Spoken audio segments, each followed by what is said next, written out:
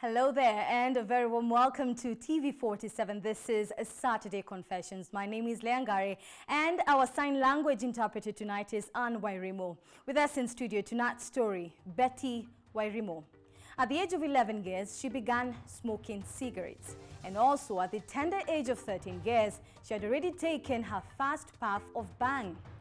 And later on, she became a heroin addict. And to sustain this addiction, Betty had to go into different things, among them recruiting girls as early as 10 years old into prostitution, right in Mombasa. Betty is with us in studio tonight to give us her story. Betty, how are you doing? You feeling good? Naona unajua kuna social distancing kidogo, so we'll not shake hands. But it's good to see you. I'm very privileged to hear your story. Najua umetoka rehab last week. It's a very big achievement for you. But before we even go to story ya rehab, 11 years old, umeshaanza kusmoke cigarettes. What happened? How did you go into smoking cigarettes? Kwanza wazazi wangu, buda alikuwa mtu anachoma bangi sana walipokuwa na mother, so alikuwa violent kiasi, wakaja waka separate. Walipo separate sasa mother naye akaanza kunywa pombe, so ikakuwa siwezi manage hizo ma violence nini. Sasa buda akikam kama amelewa makelele na nini, akichoma kitu mimi nachukua na malizia hivyo. So kufika class 7 ndo nikaanza sasa kuchoma bangi. Na budako hakuwa na shida akiona unachoma cigarettes hivi, hakuwa na shida yoyote? Alikuja kujua na vuta bangi but hakuniuliza juu ni mrasta, so alikuwa ako tu poa juu bangi si mbaya, hivyo ndo naamini. Noko mlikuwa mnaishi Mombasa? Malindi. Malindi. Yeah, nililelewa Malindi. Okay. Yeah. Sasa nikuulize, venye alikuwa anakupatia, ulikuwa unachukua akiwa hapo ama you were taking just what's remaining and then unaenda unajificha unavuta? Nilianza na kuiba. Alafu sasa nilipofika class 7 sasa akajua. Sasa nikawa sasa nimeingia deep into it. Ulikuwa shule at that time? Class 7. Yeah. Na ulikuwa na manager kwenda shule unavuta cigarettes? Shule walikuwa hawajui?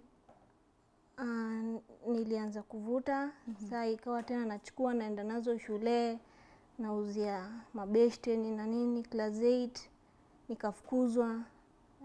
Uzuri nilikuwa nimechora paper ya KCPE, so nikangoja nikafanya exam, story kaisha. Mother akaona juu sasa nimekuwa too worse, nikapelekwa Naivasha kusomea huko pia nikaendelea hivyo kuchoma sana. Shosho yangu kumibia, kumtesa, kumhangaisha, ikabidi huko pia akashindikana, ikabidi nirudishwe tu Malindi. Yeah. So nikaendelea form 2. Nilikuwa na sneak shule sana. Juu asubuhi lazima nichome, niingie daro, break time ndio mimi nimehepa ndio sirudi tena. So kufika form 2 nikafukuzwa shule. Nikiwa third term hapo, nikafukuzwa shule juu ya kuuzia watoi bangi. So kufukuzwa juu siwezi kaa home, nilikuwa tu natoka na beba tu bag nimeka home clothes ndani, na fika mbele na badilisha uniform naziweka kwa bag, naenda tu kwa mabeshte kuchoma bangi. Nikakuja nikapata ball. Kupata ball, mother akanifukuza home. So nikaenda kateseka, kaja nikapata na ngoso fulani. Huyo mzungu akaniambia nataka nimuintroduce home. So nikampigia mother Mzungu alikuwa na miaka ngapi? Kama 71 hapo. Wow. Alikuwa mzee. Yani na saizi ulikuwa na miaka ngapi? Nilikuwa mdogo kama 17 hapo. Yeah. Mzungu alikuwa ametoka country gani? Ametoka Italy but anakaa Malindi. Yeah. So Nikampeleka home, mother akakubali na nini. Sasa juu bado niko na ball na huyu mzungu sikuwa nimemwambia, ikabidi mambo ya kutoa ball, nikatoa ikikuwa kubwa sana. Ilikuwa how many months? Ilikuwa kama 6 hapo, 6, 7. So after kutoa hiyo ball nikaanza kufeel guilty tu. Sasa ikawa nikichoma bangi badili ni feel yani niko tu poa, relieved, na feel too guilty, nalia tu ovyo ovyo. Sasa siku moja vile tunachoma bangi na mabeshte zangu, beshte yangu mmoja brother yake anauza stuff heroin, so akawa ameangusha booster ni sachets 13, akakuja nayo juu mali nimelelewa Malindi, karibu kila mtaa kuna hiyo place ya heroin, but sikuwa nafikiria ati nitakuja kupendezwa na kitu kama hiyo juu naona lifestyle zao na zinibambi. So kuja nayo ilikuwa ni kuonja tu, kufeel tu steam zake ziko aje, kafeel kuvuta puff ya kwanza, pili, tukamaliza kibooster. Sasa nikafeel sasa relieved, ile guilt nilikuwa nayo juu vile nimefanya. Nikaona hata yani sina hata stress, niko tu poa. Kesho yake tena mimi tena ndo nimekuja na nimeitisha hiyo heroin. Sasa hapo ndo if even my director Imanu today can just run those pictures. Nilikuwa naangalia picha zako za kitambo and you're even like more, you look even more healthy now. As in ulikuwa umeingia mambo ya drugs kabisa. Kumaanisha kwamba uli drop out of school as well. Sasa nilipo drop, nilipoanza kuchoma heroin, nikawa naenda niki escalate. Nilianza na kuchoma, mother alipojua nachoma kanipeleka jela. So kutoka jela sasa mother alikuwa ananipeleka akifikiria nita change kiasi, but kutoka huko nilitoka nikiwa worse tu sana, na nikapatiwa kazi mpaka ya ku transport heroin kutoka Mombasa, Malindi, Lamu. So nikaanza kusniff cocaine na heroin, wakaona niko too deep. And this time at what age did you now take on cocaine? Nilikuwa 18 hapo. So ulikuwa una smoke heroin, cocaine, you were still taking bang? Zote. How was your body reacting to all this at that time? Kwanza appetite huisha, but kabla sasa ianze kujireveal kwamba wewe ni addict, huwa ina take time. So kaendelea kusniff, buda akajua mashtaka kila saa, mtoto wako amefanya. Juu nilianza kuingia kwa marobbery. Juu sasa unajua uko jela ndo nilikuwa introduced kwa magang sasa. Kila saa mashtaka, polisi wananitafuta kila saa, ikabidi buda akahepa, kaenda kwa Naivasha, mother akahepa kaenda Mombasa. Mimi nikahepa nikaenda Mombasa, but place nyingine inaitwa Mtwapa. So nikaendelea nikaanza kujidunga, kujishoot heroin sasa. Nikapatana na ngoso fulani, akawa ananituma wasichana wadogo. Na nikuulize, ule mzungu mwenye alikuwa kuimpregnate huyo, alienda wapi at this time? Mimba haikuwa yake. Ilikuwa ya nani? Mimba ilikuwa ya beshte. No, mzungu alikuwa anataka to make you his wife or something like that because he said he wanted to meet your family. Si wife juu alikuwa na wife na toi na my grandchildren. So mimi ilikuwa tu kutaka kujua tu niko vipi. Intention yake ilikuwa nini? Alikuwa anataka nini? Alikuwa anataka kumake second wife or something like that? Kitu kama hiyo juu alinikodishia hao, akaniwekea kila kitu ndani, but niliziuza tu zote nikitumia tu drugs. Na alienda wapi at this time when now you were moving to Mtwapa? Hiyo time sasa mali nilikuwa nimefikia na addiction, ilikuwa hizi tena ni handle. Juu saa zingine naenda tuseme ananiambia ati atanipatia pesa kesho, mimi na demand hiyo siku juu niko na hizo withdrawals. So hivyo tukaenda tukakosana tu, na mother akamwambia asijaribu kunipatia pesa juu pesa zake ndio zitaniua, juu the more ananipatia pesa the more natumia, na ndio so mkapata ways yeah. Sasa umekuja mtu hapo ukapatana na foreigner mwingine. Ni mzungu mwingine. Ni mwingine, na alikuwa anataka mademo wadogo. So mlijuana aje? Niliintroducewa na best yangu mwingine marehemu. So alikuwa anataka mademo wadogo. Tuseme nikimpelekea, anataka underage. Nikimpelekea 17 years ananilipa kiwango fulani, but nikimpelekea mdogo tuseme kama 10 years ananipatia pesa zaidi. So mi nikakuwa motivated kutafuta hao wadogo juu pesa ndio zaidi. Yeah. Wewe mwenyewe ulikuwa were you sleeping with that man? Nishawahi, but alikuwa azienda na mtu kama zaidi ya mara 3. Yeah. What do you mean zaidi ya mara 3? Si akishalala naye mara kwanza, mara pili, mara 3, na daisha saa umlete mwingine. Na wewe saa juu sasa uko compelled na addiction, itabidi ufanye tu juu chini juu unataka tu do. Sasa hata uwezi fikiria kenye unafanya juu. Kwa hiyo harakati ya kulalala juu ya do na kujidunga pia nikapata HIV. So hata sikuwa saa hiyo nafikiria ati, sikuwa nafikiria maisha yao watoto wenye napeleka juu niko tu under pressure ya drugs. Yeah. Tuambie kidogo, for you what was going through your mind at that time, Betty? Umetoka nyumbani, mamako amekufukuza, you have become a drug addict, you're sniffing cocaine, heroin, bang. Saa hiyo ulikuwa unahisi vipi? Like what was going through your mind? Sijui saa hiyo hata sikuwa nafikiria kitu, nafikiria tu venye nitapata, nitulie tu hivyo.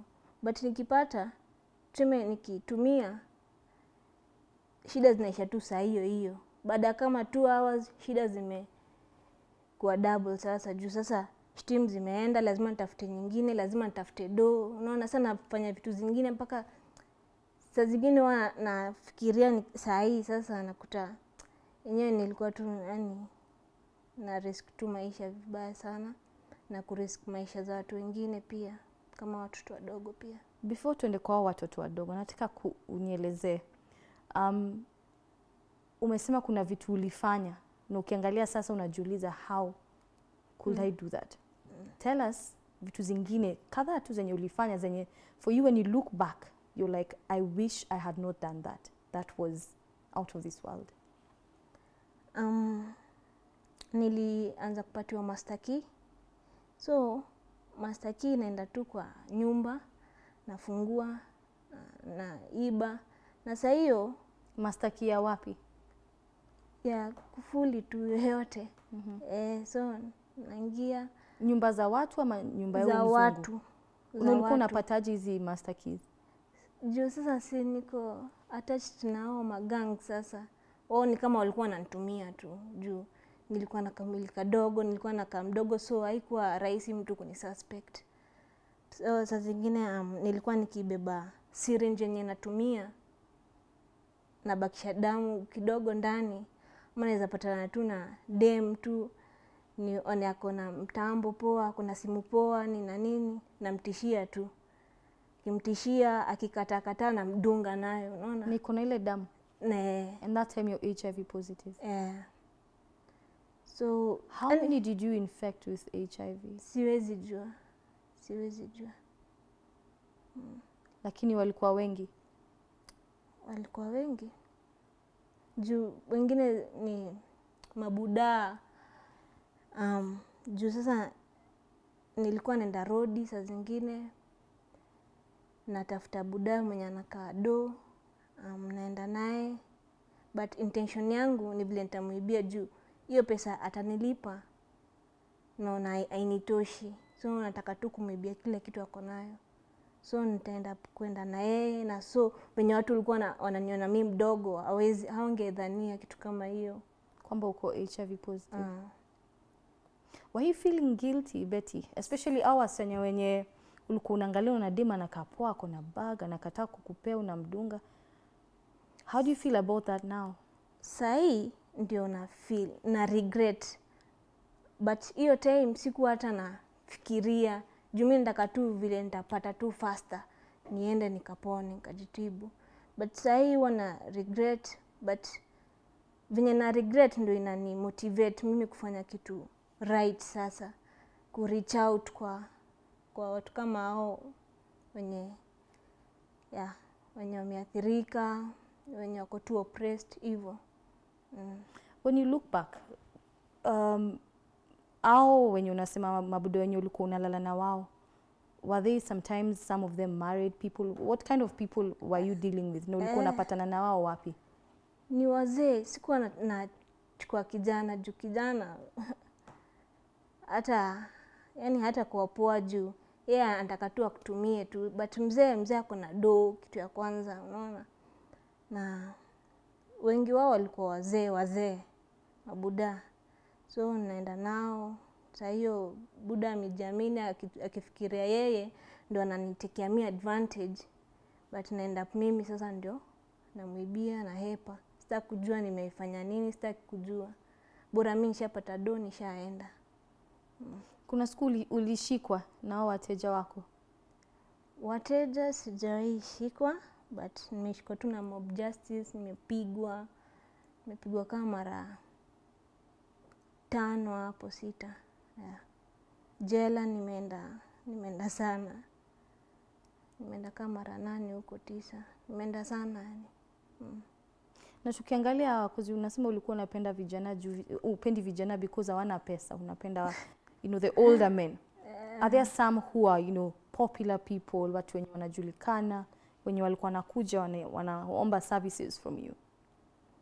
Singeende mtu mwenye namjua ama mwenye atanijua ama mwenye anajulikana, ndio nasema someone who's popular or famous. Ama ilikuwa ngatu normal people? Mimi nilikuwa tunaenda tu kwa road, kwa barabara. So mwenye atapita nione ile gari inakuja yule buda anakampoa sana.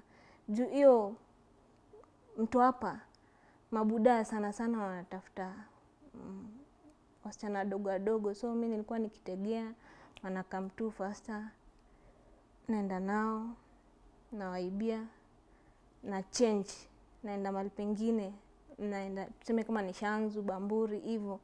After kama mwezi hivi najua tu sahi hata kama nikunitafuta ashachoka, ndio narudi tena hivyo tena. Ukitaka kuestimate how many of them you slept with, unaweza? Siwezi. Ni wengi sana. Na saa zingine hata sifikiri ama siwezi kumbuka. Saa zingine wanakaa by the way mtu fulani hivyo. Yani zinakuja nikikumbuka. Juu saa hizo ulikuwa under the influence of maybe drugs or something like that. And you did all this knowing you were HIV positive, Betty. Wow. Nataka tuchukue break sahi. And tutarudi and we'll talk a little bit more on your story. So remember, this is Saturday Confessions. With me in studio is Betty Wairimu. Quite a very intriguing story she has there. I want us to take a short break. Remember, you can engage us through our social media platforms. That is TV47KE on Instagram, Twitter, and Facebook. And don't go too far. Saturday Confessions will be back shortly.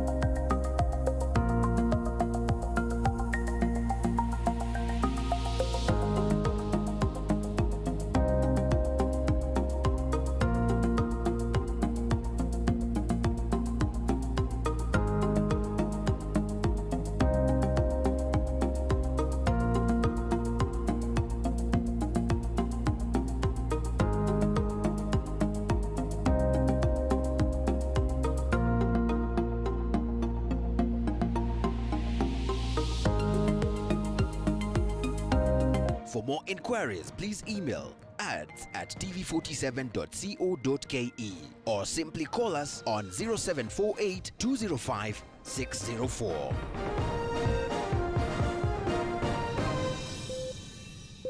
The best way to stop any viruses from spreading is by washing your hands. But did you know by using any soap, you could get rid of all disease-causing germs? The fat layers that attach the virus to the hands get pulled out, and the soap demolishes these viruses. It takes at least 20 seconds for this effect to take place. You do not have to go for soap marketed as antibacterial. In fact, the US FDA recommends you skip it. There is no evidence that it kills germs better than ordinary soaps. This message is brought to you in the public interest by Imperial Leather. For more inquiries, please email ads@tv47.co.ke or simply call us on 0748 205 604.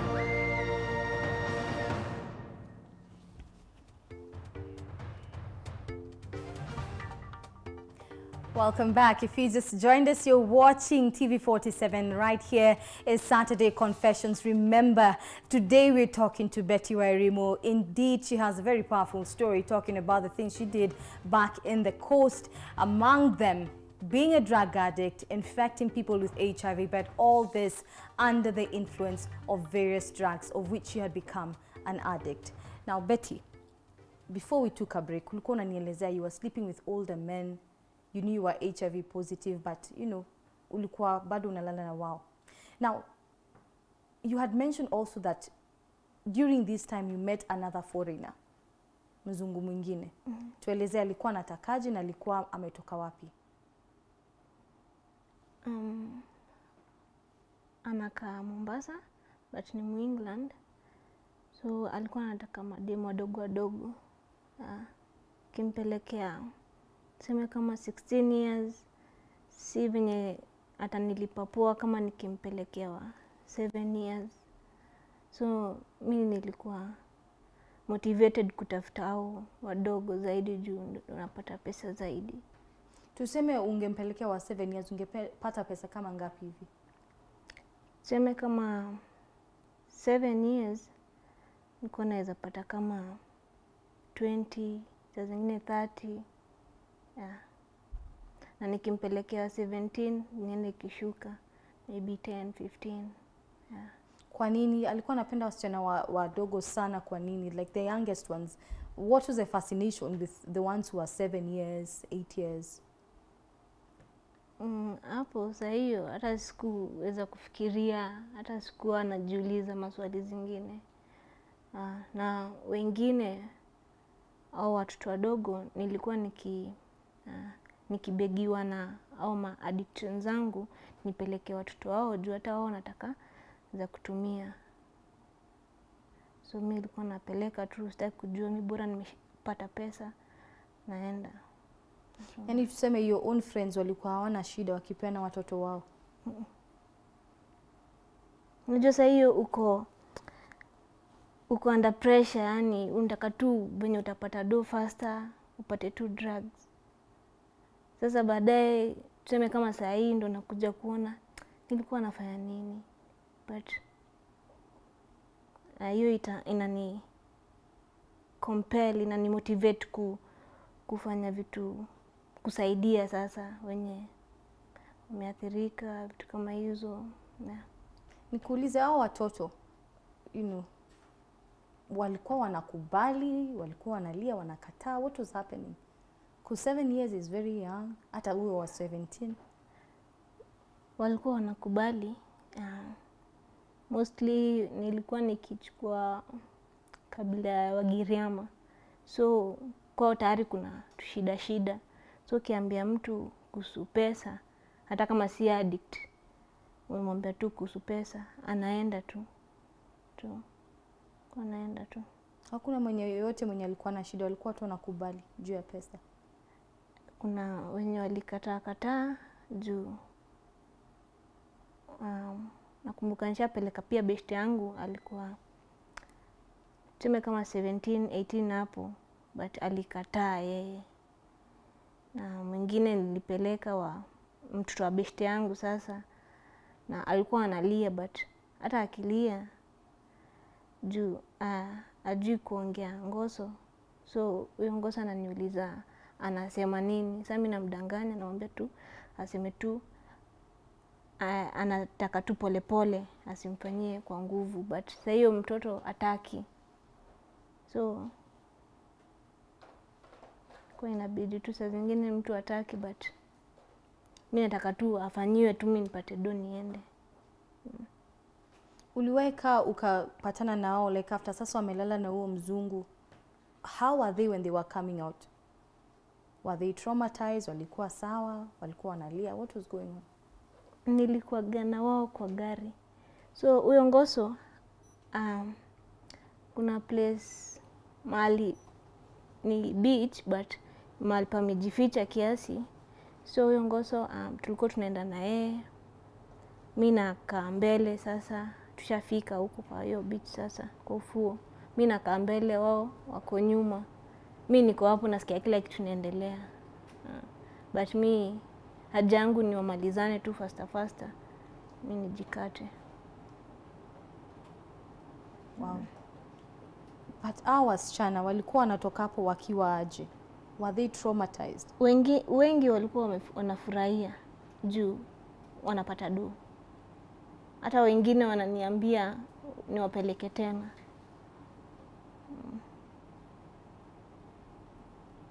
Okay.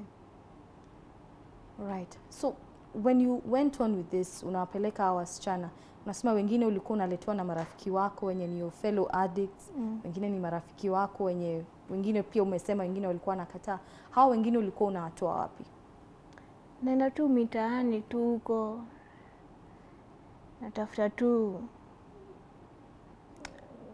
tuseme mtoto tu unaweza jua tu huyu ako na shida ama ako na njaa, kitu kama hiyo. Sasa mimi na take advantage hapo, kimwambia kuhusu pesa anakubali, so mimi namchukua tu nampeleka. If I can ask you this question, Betty, is this the man who infected you with HIV? Ama ujui nani alikuinfect? Najua kama si yeye juu nilikuwa pia na best yangu, tulikuwa tunashare na yeye syringe na alikuwa infected. So kati hao wawili, juu mwenye aliniintroduce kwa huyu Ngoso marehemu alikufa pia na HIV. So ilienda tu hivyo. Inaweza kuwa huyu rafiki yako alikuwa analala na huyu mzungu? Alishalala na yeye mara kadhaa. Sasa ndio akaniintroduce mimi sasa. Yeye alipodedi mimi nikaendelea na hiyo job ya kumletea sasa. Na nikuulize Betty, hiyo ni kitu bado inaendelea huko Malindi, huko Mombasa? Is it something that still goes on? Might you know? Inaendelea, but nilikuwa nikijirudia na feel tu yani need tu ya kwenda huko ndio siwezi fanya kila kitu, but kuna vitu zingine naweza tu stopisha. But nili feel passion yangu iko kwa watu wenye sasa wanafanya vitu kama hizo. Juu sasa siwezi enda nistopishe huyo Ngoso, but kuna vile nitafikia juu vitu zingine zina sukuma mtu kufanya juu ya pressure fulani. So mi nili feel hati yangu iko kwa au watu wenye wako kwa pressure zenye wanafanya vitu hawastahili kufanya ama hawaelewi. Yeah. Nikuuliza, hao wasichana wenye ulikuwa unapeleka wale na huyu mzungu, do you know where they are now? Kuna wenye unajua maybe how their lives are right now? How are they? Are they any of them who are HIV positive ama maisha yao iko vipi? Kuna mwingine alidedi. Nilisikia tu story lakini alikuwa anatumia drugs. So sikujua alidedi nani, lakini nilisikia tu. Mwingine wengine wameingilia methadone. Yeah. So sijawahi fuatilia sana, but sasa ndio nafikiria vitu juu si ati ni mimi peke yangu, vitu zinafanyika huko hivyo. So wengi kwanza hawezi dhani ati mimi ndo nilisababisha, juu lifestyle huko tu ni chafu. So mimi niko na hiyo passion ya kwenda kuonesha njia kuenda. Na Betty, nikuulize, juu umesema ulikuwa unasimama hapo when the white man was sleeping with the young girls kwa beach, ulikuwa unasimama hapo? Nimekaa hapo mbele ya gari. Mbele ya gari? So alikuwa analala pamoja ndani ya gari? How was it like standing there, unasikia what is happening? Some of them are 7-year-olds, some of them are probably virgins. What was happening? What was the experience like? What were you witnessing as much as hata uko unaangalia kenye inafanyika?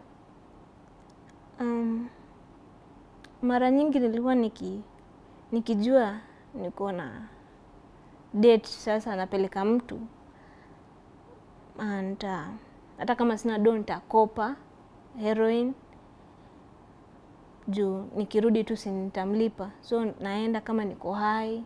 So nikingoja wamalize shughuli, mimi napandisia tu na mafegi. So hata sifikiria ati nini big deal nini. Mimi nataka tu ifanyike faster hiyo story ishe. Ukikumbuka sahi what was happening, how do you feel about it? Na feel guilty, na regret, but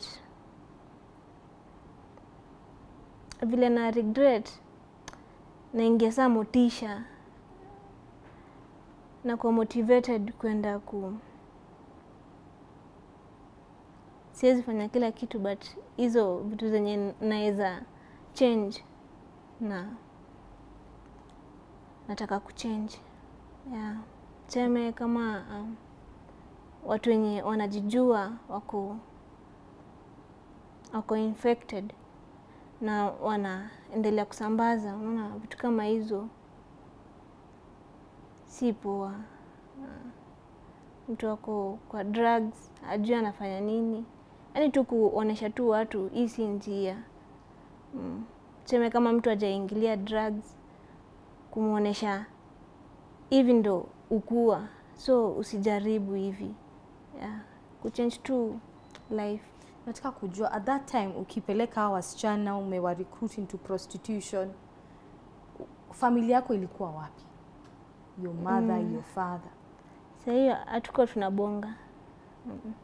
Budangu mpaka leo ako kwao Naivasha, atuongei. Mother ndio tulirudiana, sasa hii tunabonga poa, but vitu zenye nimemfanyia nimemwibia sana tu, nimemwangaisha sana, but alinisamee. Budangu ndio mpaka sasa hii hataki kunisamee, ananiambia nimlipe vitu zenye nimemwibia. So hiyo time tulikuwa tu hakuna communication. Yeah.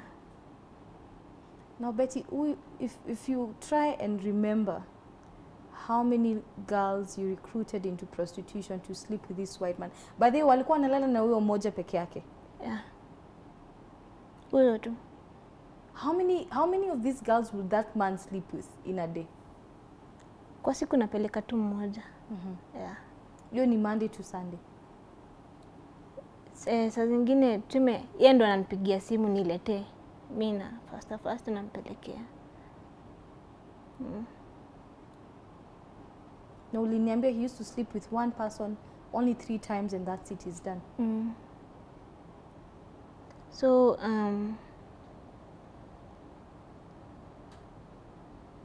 mimi na yeye kupoteana ilikuwa wakati nilienda jela. So mawasiliano hapo ikakatika. But nasikiaga ako bado.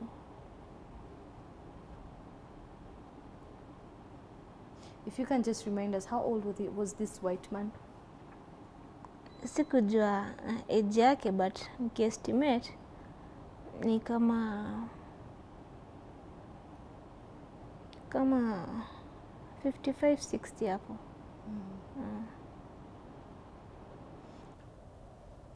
Betty, nikikusikiza hii story venye unaelezea, I think I'm asking myself this question. How many girls did you recruit into prostitution? Ukiestimate ni kama wangapi hivi?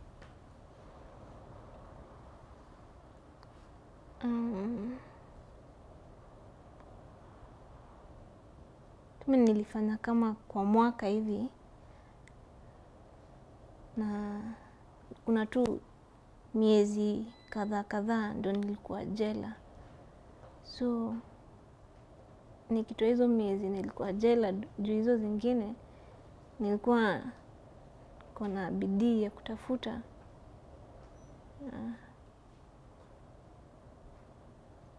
Ni wengi sana. Now the parents wanasemanga nini kwa sasa? Are you in contact with them? Have you talked to them? Au wenye walikuwa nakuletea wasichana wao? Wengi bado wako kwa drugs, bado wako kwa hiyo lifestyle tu. So kama mimi najua hiyo ndio ili happen, kumaanisha kuna vitu nyingi sana zina happen. Wengi tu wamebaki huko, wengine wameenroll kwa methadone, but methadone hivyo pia si ati inasaidia. Hii pesa yote, because umesema if you'd get a 7-year-old ungepewa maybe 20,000, 30,000. Ulikuwa unatumia na nini, na do you have some of that money right now? Tume ile time nitakaa chini, nikisimama pesa zimeisha. Nani mimi kutumia tu. Sachet moja ni 200. So na nilikuwa nikipenda kuchukua gram juu at least. Hiyo ni ya cocaine ama heroin? Heroin. So gram ni 25. So nachukua tu magram, najisagia hivyo, maybe na beshte yangu. Pesa ilikuwa inaisha hata haikai siku 2. Ukipata 30,000 inaisha in 2 days. Hiyo imekaa sana. So how much were you making in a month ukiangalia?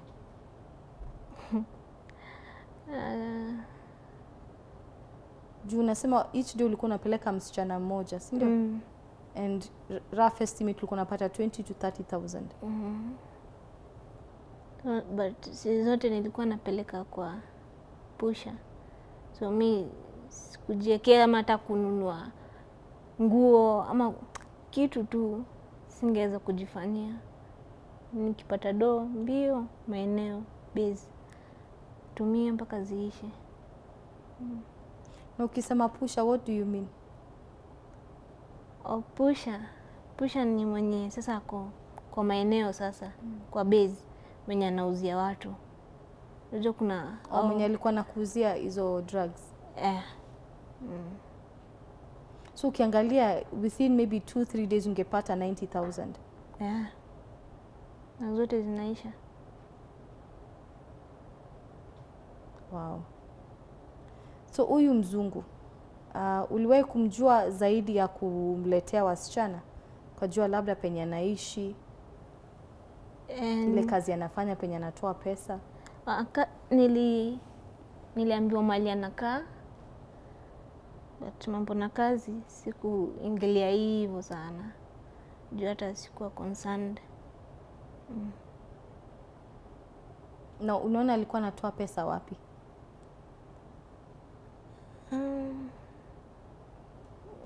Hapo siwezi jua.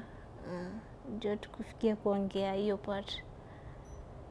Kwa hivyo amkuwa mnajuana vizuri, ni mtu tu mlikuwa mnaongea kijuujuu, namletea msichana hivyo? Kuongea ni tu stories za juujuu, lakini si ati details ati fanya kazi gani nini. Hata hajai niuliza kwetu ni wapi.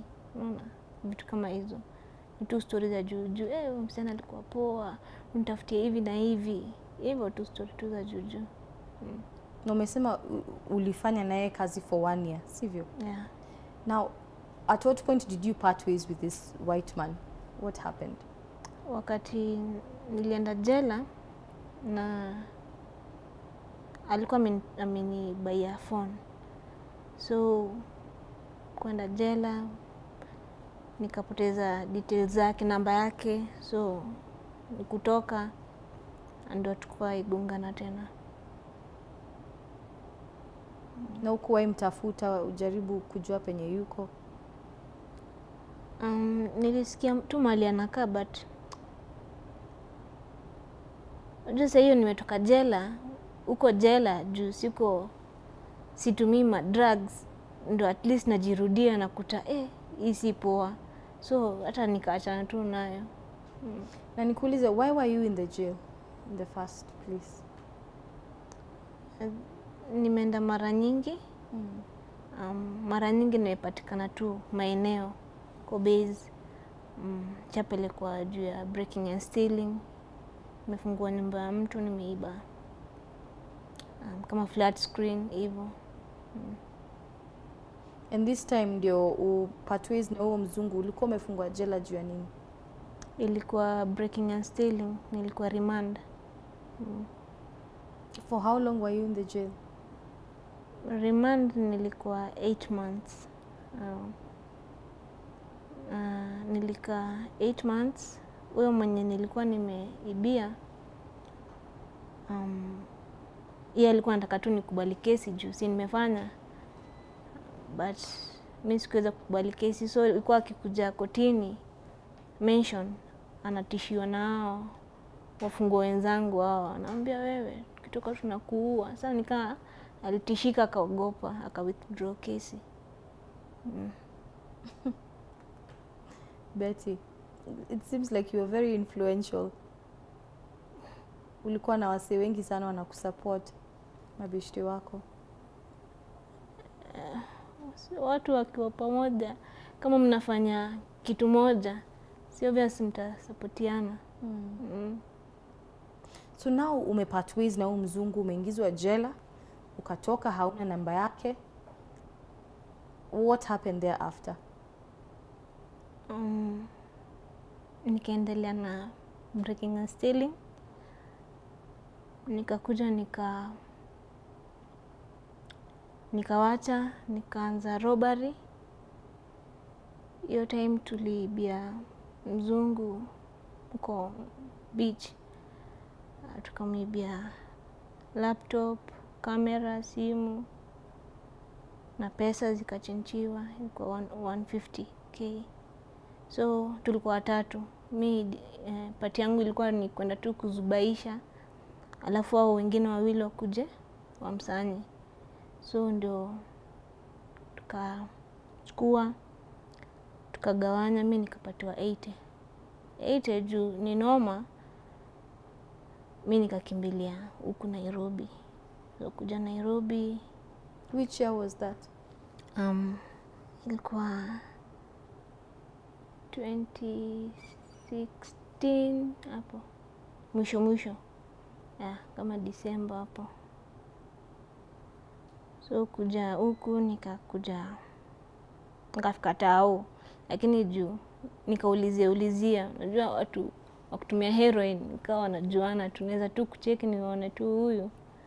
So nikafuata tu msee, nikamwambia tu anionyeshe tu base. Kaonyeshwa tao, but sitaki mahali kama tao juu naogopa nisishikwe juu itakuwa tu hiyo ni noma.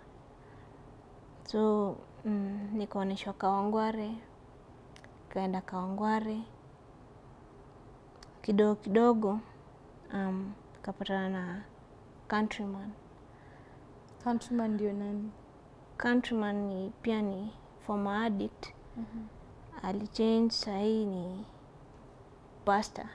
So yeye huenda kwa streets, kwa mabase kupeleka change huko. So nikapatana na yeye, but pesa zilikuwa zimeisha. So au majanki wengine au kutaka countryman akue na access na mimi juu wanajua tu akinipata ataniambia stories za kuchange na anipeleke rehab, na sasa wao hawataambulia hizo kitu kidogo kidogo. Tuseme mtu amekuja na rosto, nimemhurumia, nimempatia kitu, so wakapinga sana. Countryman akaniambia tu nikimtaka nitampata. So pesa zikaisha. Juu sina rada ya Nairobi, nikaanza tu kuteseka na dozi kwa vibanda. Yaani tu nikaanza kuteseka sana, nikaanza kushindwa life ni aje. Huku Nairobi hakukuwa na relatives ama mtu yote mwenye unajua? Ni hao tu, countryman and the other drug addicts wenye ulikuja kujuana nao baadaye? So how are you surviving now that ulikuwa unajaribu kuingizwa na countryman program ikusaidie, unakataa? How are you surviving? As in kusema ukiwa Nairobi, juu nasema ulikuwa pesa zimeisha, zile pesa ulikuwa nayo kidogo. Ukitoka huko Coast ukakuja Nairobi. So what happened? How did you survive life in Nairobi? Juu sasa sikuwa na rada ya huku, ikabidi nianze. Juu sasa siwezi jua nitaenda kuiba kwa nyumba gani juu sina rada. So mtu kama nguo zimeanikwa nje, mtu ameingia kwa nyumba ameacha viatu poa nje, mimi napita nazo. Kafika point nikaona ile countryman alikuwa ananiambia mambo ya kuchange, acha nimpigie. Nikamcall, nikaenda rehab, teen challenge. Nikaenda, nikaibia staff huko simu. So Betty, you're in rehab na bado unaiba. Hebu nieleze. How is that? You know, you've already gone to rehab, you're trying to reform, but even there you're tempted to steal and you're actually stealing. What was happening? Nilienda juu nataka kuchange, but hizo withdrawals ndo zilikuwa zinanishinda. So inabidi tu nitakuenda tu nitumie. Na nikishaenda nikishatumia na regret sana nimefanya nini. Napigia tena countryman simu, nisameni na nini. Narudi tena. Kikakaa kidogo tena siku 2 3. Hapana. Nimeshindikana juu hizo withdrawals zinaitwa rosto. Na kwa gatu noma. Yaani nasikia tu uchungu wazimu tu haieleweki. So naenda nakakaa narudi. So nikakaa hiyo 1 year, but nilikuwa nataka kuchange design yangu. As in, nilikuwa najua hizi vitu zote ni mbaya, but nilikuwa nimesema bangi si mbaya, but hiyo bangi ilinirudisha mahali tu nilikuwa. Ukisema that you were going through a lot of pain during the time you were having withdrawals, what kind of pain? What was happening to you? Sahi unaumwa na kichwa, unaumwa tumbo, joints, una sweat, unasikia tena baridi, yani ueleweki, yani unatapika, huwezi kula kitu. Yani siwezi explain hiyo feeling juu, yani noma tu sana. Na saa hiyo watu wengi hata umesi kwa sababu ya hiyo feeling juu sasa unashindwa utafanya nini. Sasa inabidi tunafanya tu kitu yoyote bila kufikiria ndio tulize hiyo maumivu. I want us to take a short break. Betty, tukirudi utueleze what happened now you're in rehab, you're trying to change, but it's a struggle. So Saturday Confessions will take a short break now. Remember, you can engage us through our social media platforms. That is TV47KE on Instagram, Twitter, and Facebook. Don't go too far. The story of Betty Wairimu will be back shortly.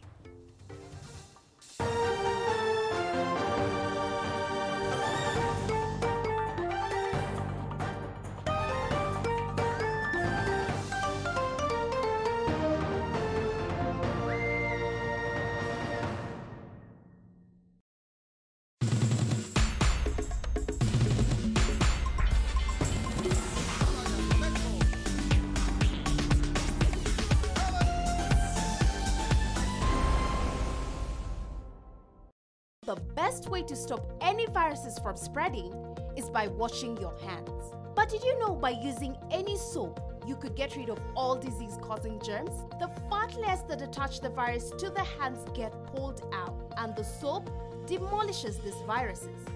It takes at least 20 seconds for this effect to take place. You do not have to go for soap marketed as antibacterial. In fact, the US FDA recommends you skip it. There is no evidence that it kills germs better than ordinary soaps. This message is brought to you in the public interest by Imperial Leather. For more inquiries, please email ads@tv47.co.ke or simply call us on 0748 205 604.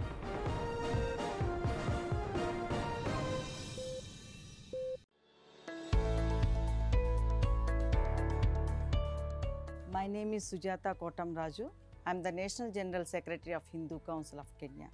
Namaskar to my dear sisters and brothers. Now this is the time everyone will have to take the responsibility to fight against this virus, not to spread further in this country.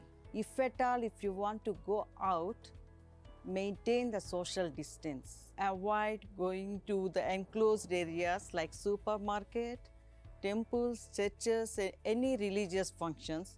Avoid shaking your hands and hugs, any form of physical contact. You can just say namaste. For more information, dial 719 or *719#. Kamesha Corona.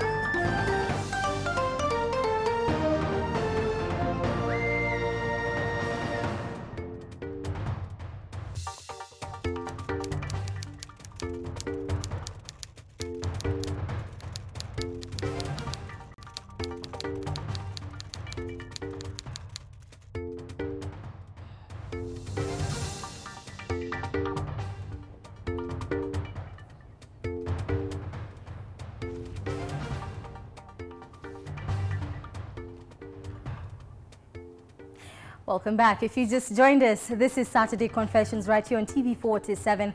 We are indeed glad that you are watching. Before we took a short break, Betty Wairimu here explaining a little bit about her story, the fact that she was taken to rehab, and even in rehab, she was still very determined to steal.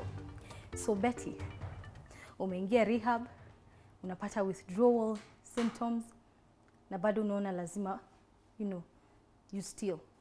So what was your journey like in rehab to the point of where you are now? So nilipo iba hiyo phone, nikaenda after masiku, nikaomba msamaha, wabegwa nirudishe, nikarudishwa, nikahepa tena, nikarudishwa, nikahepa tena, nikarudishwa, nikamaliza hiyo 1 year, but nilikuwa na 2 habits bado ya tuseme, sikuwa nimedeal na vitu nyingi sana, tuseme kama anga ya na bangi nilikuwa nimeonelea si mbaya sana. So kumaliza hiyo 1 year nikatoka, relapse. So nikakaa 2018 nje, nikarudia tena pale pale, nikaanza kujishoot heroin, nika enroll kwa methadone, but nilikuwa natumia methadone, yani nachanganya tu kila kitu, methadone yani kila kitu tu. So mwishowe nikaona hizi vitu zote hazisaidii, wacha niombe kama itawezekana nirudi nibadilishe tu, juu nilikuwa natamani tu yani kuchange completely. So nikarudi. Sasa ukarudi rehab? Nikarudi rehab tena mwaka mzima tena. Nimekaa nimesurrender yani kwa God. So vitu hizi ndogo ndogo nikaona zinaanza kufed, vitu kama anger, vitu kama attitudes. Juu nilikuwa nafikiria bangi si mbaya, but yani vitu zote tu zinaambatana na sin zinaanza kunitoka. So this is after you give your life to God, ukakuwa umeokoka, sasa ndio ukaanza kupambana na hizo vitu zingine zenye zilikuwa zinakusumbua. Ambapo imekuwa rahisi sana, juu kitu kubwa sana niko na amani. Yani sifeel hiyo haja kwenda kutumia kitu ama yani vitu ndogo ndogo zenye hazileti bidii zimeniondokea tu, na God amerestore relationship yangu na madhangu na bradhangu, na venye sahii tunawasiliana ni kama hakuna kitu nishawahi ufanyia mbaya. Na sahii walk yangu na God ni amazing. Nikikuuliza your life kwa rehab, ulitoka rehab siku gani? 8th this month. This month of April, yeah? So what was happening to you when you were in rehab? Ulikuwa unapelekwa through what projects? What was happening? Unajua kuna watu wengi wanajiuliza rehab nikaa jela, wezi toka. I mean, life iko aje kwa rehab? Hii rehab inaitwa Teen Challenge ni different na rehab zingine. Juu hizo zingine ni za secular, ni 3 months, na juu nishaenda sana mafegi, tulikuwa tunachomea huko ndani, tunatumia huko staff ndani. But hii ni God tu, juu hakuna kitu nyingine inaweza kukuchange isipokuwa tu God. So ni kusoma Biblia sana, personal studies, vile utagrow, utamachua kwa wokovu, yani kukuwa tu na relationship na God. Other than your faith, what else has really helped you to be where you are now? If my director can actually just run those pictures, because nikiangalia your before, yeah? If even Emmanuel, I'll ask you, Emmanuel, to just run those pictures of Betty before and then all the way to the point where uko sai. You know, those pictures are very powerful. The transformation is so big and very impressive. So other than your faith also, which has played an integral part of, you know, making you who you are now, what else worked for you? Kwa sababu sio kila mtu ameokoka anaweza anzia wapi mwenye hajaokoka. Kitu moja nilikuwa na hiyo desire, nataka kuchange lifestyle yangu, na hiyo desire God akanijalia, tuseme aliniokoa. Sasa nikifikiria zile vitu nimepitia, ningekuwa nimededi. Juu mabeshte zangu walikuwa wanadedi na overdose, vitu kama hizo, wengine mpaka sahii wako life sentence. So nikiangalia tu venye God amekuwa na mimi, na kutatu heri tu ni surrender juu huyu tu ndo ananijali. So nikaamua tu kusarenda kwake. So vitu ndogo ndogo kama maanga, sikuwa na trust mtu. Uko rehab, mlikuwa mnaekwa kwa groups ama uko na marafiki, watu wenye wanatembea na wewe, wanakuhold accountable? What was happening? Kuna au mastaff wengi ni mapasta, but sana sana juu unajua kama hiyo previous year nilikuwa huko program, siku change, so unaweza ambiwa ujue kila kitu, but muhimu ni kuwa na hiyo relationship na God. So huwa kuna preachings, kuna group studies, personal studies, yani tu ya kuweka njia yako na God sawa. Betty, ukiangalia maisha yako, hizo vitu zote umetuelezea leo, you know, from having blood kwa syringe, unajua uko HIV positive, unadunga watu, to taking girls as young as 7 years, 10 years, walala na mzungu, and then now you're looking at your life now. What is that one thing you would tell huyo msichana mwenye anafanya ile kazi ulikuwa unafanya kitambo, labda she's a prostitute, drug addict? What would you tell them?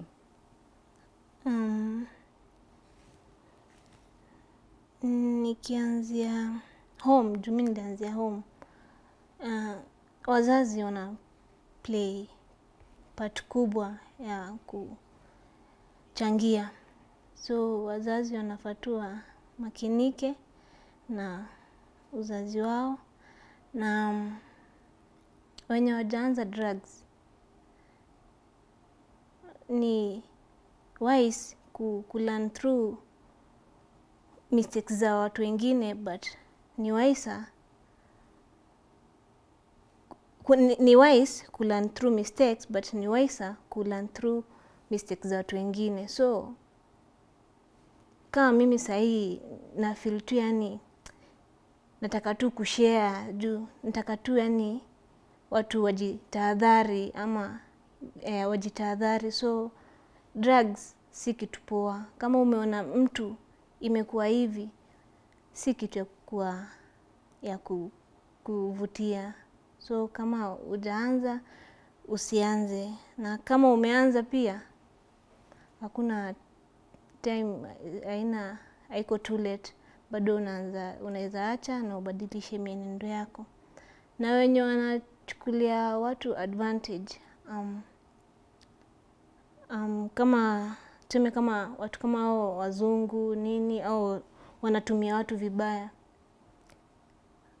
siku za mwezi ni 40, kuna siku tu utakuja lazima. So na kwa wenye wako positive, HIV positive. Yeah, HIV positive. Change inaanza na sisi, mimi na wewe.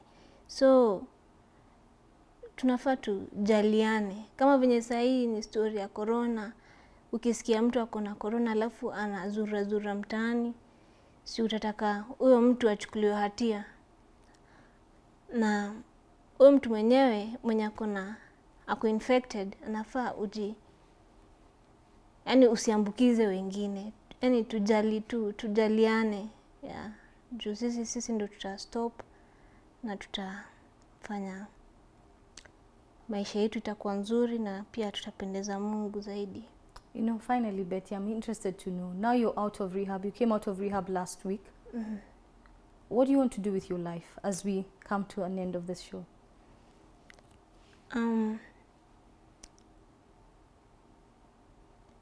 Siwezi fanya kila kitu. Tuseme hati yangu nilipata iko kwa watu au tu wanapitia, wenye wameathirika, watu wako kwa streets, drug addicts. So naweza labda nisifikia au wenye wanatumia watu vibaya, but hati yangu iko kwa wenye wanatumika vibaya, kuonesha hii ndio kitu right, unafaa usikubali hii, fanya hivi, enda hii, njia ni hii, na kuamini tu Mungu, juu Mungu tu ndo anaweza kila kitu. Yeah. Asante sana Betty for sharing your story, and congratulations for completing rehab finally, even after defaulting a couple of times. Yeah. We are proud of you. Thank you for making time to share your story. Thank you. Betty Wairimu there, sharing a very intriguing story of what happens down in the coast, of girls getting into prostitution, into drugs, and into all kinds of crime activities. And Betty Wairimu sitting here bravely, sharing her story. And by the way, just last week, she completed rehab. And now she is set to embark on a journey of impacting the lives of others who have been or who are or who may actually be planning to go on the journey she was in before she went into rehab. Quite an intriguing story, and we hope that you have learned something and you have been inspired to change your life, just in case you're in a situation related to Betty's former life. This has been Saturday Confessions. My name is Leangari, and our sign language interpreter tonight has been Wairimu. Until next week, same time, same place, 9 p.m. right here on TV47 will be Saturday Confessions. Good night and God bless.